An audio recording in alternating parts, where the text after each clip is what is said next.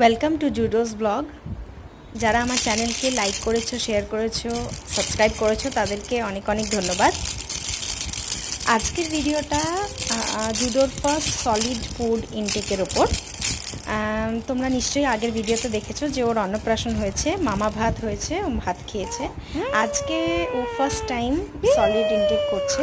তো কয়েকটা দানা ভাত, তার মধ্যে মুসুর ডাল আর একটু আলু সেদ্ধ করে আমি পিউরি বানিয়েছি। পিউরি বানিয়ে ওটা ওকে দিচ্ছি। তো ও খুব তো মজা করে প্রথম খাচ্ছিল, তারপরে তো এখন অতটা খাচ্ছে না।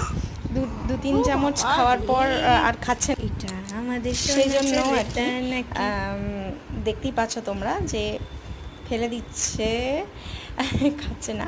তবে আস্তে আস্তে আমি ওটাকে বাড়াবো। যদি ভিডিওটা ভালো লাগে লাইক করবে, শেয়ার করবে, কমেন্ট করবে। Thank you.